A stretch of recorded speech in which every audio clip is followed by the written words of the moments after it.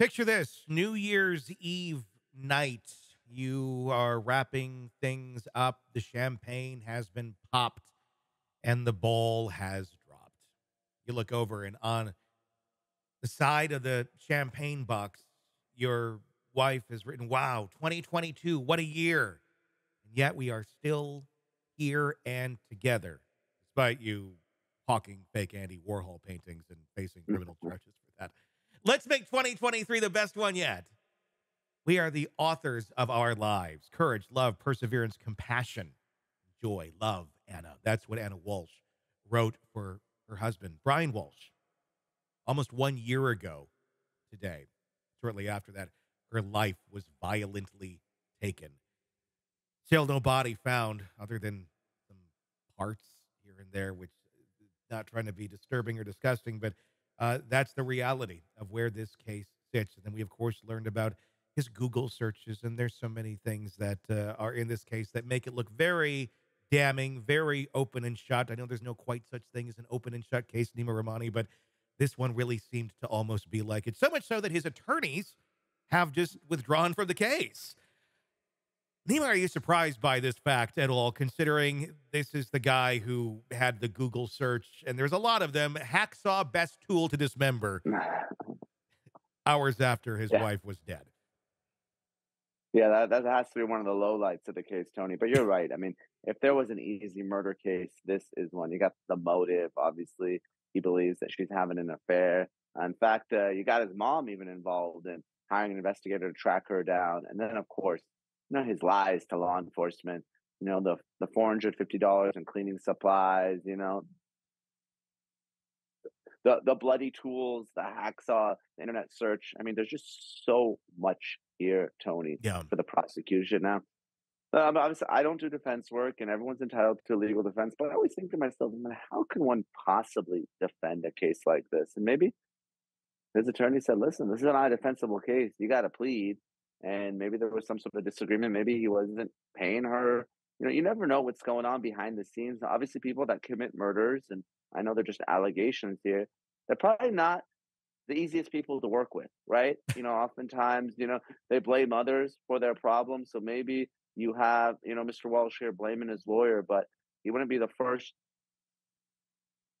criminal defendant to get into a disagreement with his lawyer. So I'm not surprised that she's getting off.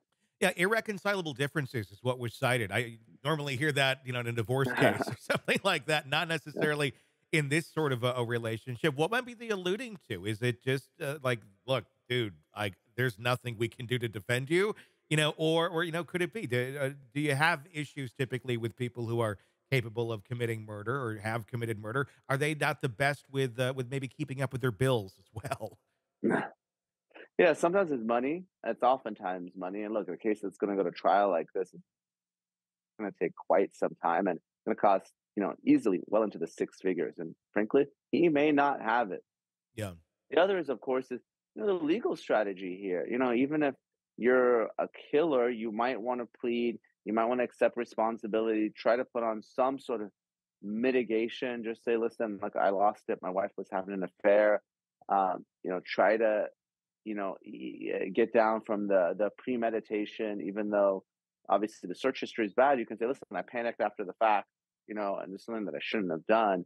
But maybe this is going to be a second degree. Maybe you can get down to manslaughter. I mean, who knows? I'm not saying that there's any chance in a case like this, but a lot of the terrible, terrible behavior was sort of after the fact. So, even someone as bad as Walsh, maybe you can put on some sort of mitigation case. But look, he might not want to accept any responsibility. And the lawyer's probably throwing her hands up saying, look, this is an indefensible case. What do you want of me? And oftentimes folks like this, they end up blaming their lawyer, even though they're just the messenger.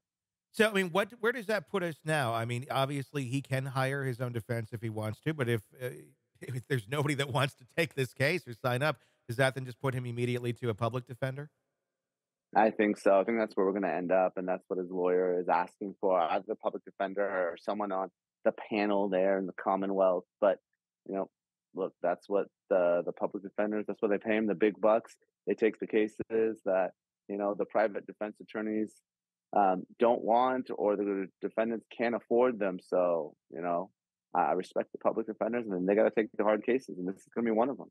Be very interesting to see exactly where this goes. If at some point he throws in the towel as well, I don't know how you possibly argue this in court. I don't see any way to rationalize or normalize any of this. Yeah, so what we prosecutors call this sometimes is, look, there'll be a defense attorney on the case, whether it's a private attorney or a public defender, but really what we're looking at here is a slow guilty plea.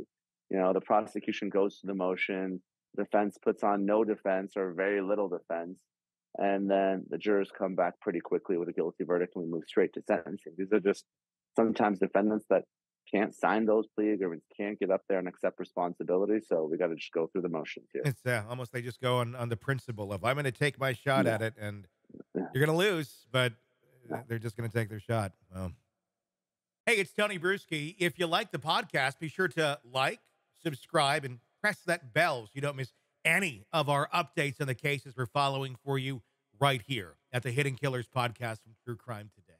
And thanks